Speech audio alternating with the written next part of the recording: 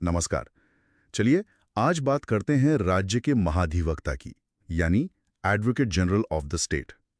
UPSC और दूसरी सरकारी परीक्षाओं के लिए ये टॉपिक बहुत जरूरी है। जी हाँ, बिल्कुल। ये एक अहम संवैधानिक पद है। तो हमारे पास ये जो नोट्स हैं, इनके हिसाब से समझते हैं कि एडवोकेट जनरल कौन होते हैं, नियुक्ति कैसे होती है, काम क्या है। कोशिश करेंगे कि सब आसानी से समझ में आ जाए। हाँ, शुरू करते हैं। सबसे पहले तो संविधान का आर्टिकल 165, यही वो आर्टिकल है जो राज्य के लिए एडवोकेट जनरल के पद का प्रावधान करता है। अच्छा, आर्टिकल 165। और ये राज्य के सर्वोच्च कानूनी अधिकारी होते हैं, हाईएस्ट लॉ ऑफिसर, जैसे केंद्र में अटॉर्नी जनरल। बिल्कुल, एकदम सही एनालॉजी है। ये राज्य सरकार के मुख्य कानूनी सलाहकार हैं।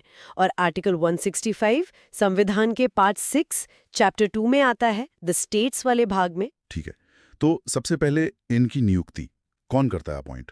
एडवोकेट जनरल की नियुक्ति राज्य के राज्यपाल मतलब गवर्नर करते हैं। और योग्यता, क्या कोई भी बन सकता? नहीं, योग्यता वही चाहिए जो हाई कोर्ट के जज बनने के लिए जरूरी होती है। अच्छा, हाई कोर्ट जज वाली योग्यता। इसका मतलब क्या हुआ, विस्तार से बताएं जरा। इसका मतलब है कि वो व्यक्ति भारत का नागरिक हो और उसे 10 साल का जुडिशियल ऑफिस का अनुभव हो, या फिर 10 साल तक किसी हाई कोर्ट में वकालत की हो, मतलब एडवोकेट रहा हो। 10 साल जुडिशियल ऑफिस या 10 साल वकालत हाई कोर्ट में। ठीक है। ठीक है। हाँ, और एक दिलचस्प बात यहाँ ये है कि हाई कोर्ट जज के लिए प्रतिष्ठित न्यायविद यानी एमिनेंट जूरिस्ट होने का प्रावधान नहीं है, जैसा सुप्रीम कोर्ट जज की नियुक्ति में होता है। ओ, ये अंतर है, मतलब प्रैक्टिकल कानूनी अनुभव पर ज्यादा जोर है यहाँ। जी, ऐसा कह सकते हैं। अच्छा, ये तो हो गई नियुक्ति और योग्यता।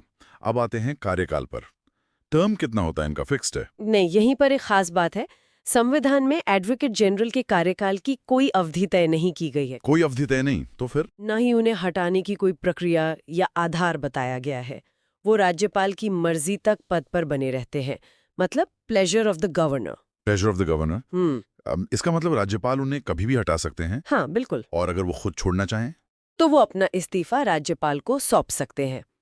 और एक कन्वेंशन मतलब एक आम प्रथा ये भी है कि जब राज्य सरकार यानी काउंसिल ऑफ मिनिस्टर्स इस्तीफा देती है या बदल जाती है, तो एडवोकेट जनरल भी इस्तीफा दे देते हैं। अच्छा, ये कन्वेंशन महत्वपूर्ण है, क्योंकि उनकी नियुक्ति सरकार की सलाह पर होती है।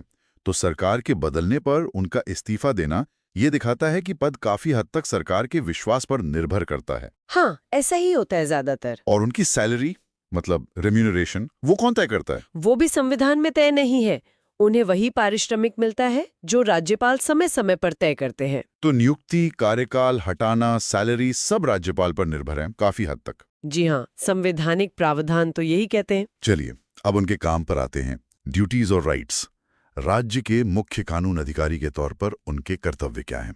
उनके मुख्य काम, जैसा हमारे नोट्स में भी है, मोटे तौर पर 3 हैं। जी। पहला, राज्य सरकार को कानूनी मामलों पर सलाह देना, खासकर उन मामलों पर जो राज्यपाल उन्हें रेफर करते हैं। ठीक है, सलाह देना। दूसरा, ऐसे और भी कानूनी कर्तव्य निभाना जो राज्यपाल उन्हें सौंपें। और तीसरा, संविधान या किसी अन्य कानून द्वारा जो भी कार्य उन्हें दिए गए हैं उनका निर्वहन करना। ये तो हुए कर्तव्य, लेकिन मुझे लगता है इनके अधिकार ज्यादा दिलचस्प हैं, खासकर विधानमंडल के संबंध में। हाँ, बिल्कुल। ये एग्जाम पॉइंट ऑफ व्यू से बहुत जरूरी है। आर्टिकल 177। आर्टिकल 177 क्या कहता है ये? इसके तहत एडवोकेट जनरल को राज्य विधानमंडल के दोनों सदनों या किसी भी सदन की कार्यवाही में बोलने और भाग लेने का अधिकार है।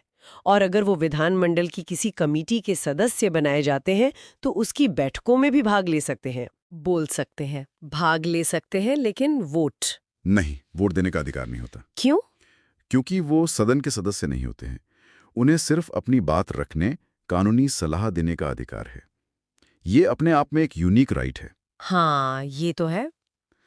मतलब सरकार का पक्ष या कानूनी पहलू वो सीधे सदन में रख सकते हैं। जी।